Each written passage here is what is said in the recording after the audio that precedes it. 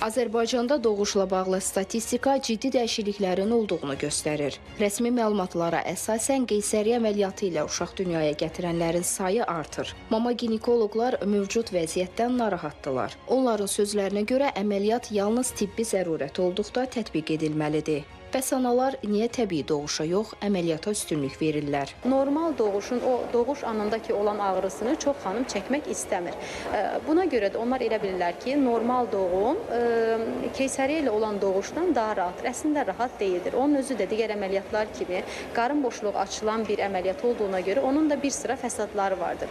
Əməliyyat olduğuna görə infeksiyalaşma riski vardır, qanaxma riski vardır, narkozlu anesteziyanın özünün bir sıra riskləri vardır. Normal doğuşun uşaq üçün faydaları çoxdur.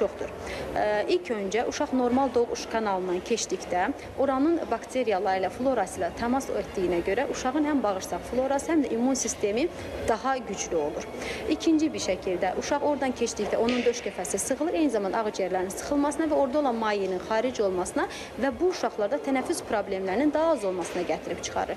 Üçüncü bir şey, ana ilə daha tez kontakta keçdiyinə görə ananın daha tez süd ifrazının olmasına və uşağın anadan bəslənməsinin daha tez bir zamanda olmasına gətirib çıxarır. Mama ginekoloq Raziyə Tapdıqova deyir ki, qeysəriyyə əməliyyatına marağın artmasının səbəbi tibbin inkişaf etməsidir. Bizim üçün bəsit gələn ultrasəs müayinəsindən istifadə o qədər də çox edilmirdi və bu da gətirib çıxarırdı bəzi doğuşların fəsadlı nəticəsinə.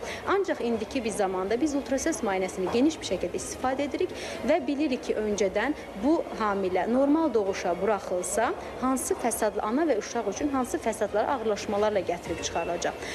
Biz də buna görə bu hamilələri normal doğuşa deyil, planlı keysəriyyə götürürük. Təbii ki, təcili keysəriyyə götürdüklərimiz də olur, amma bu ananın istəyi ilə bağlı deyil.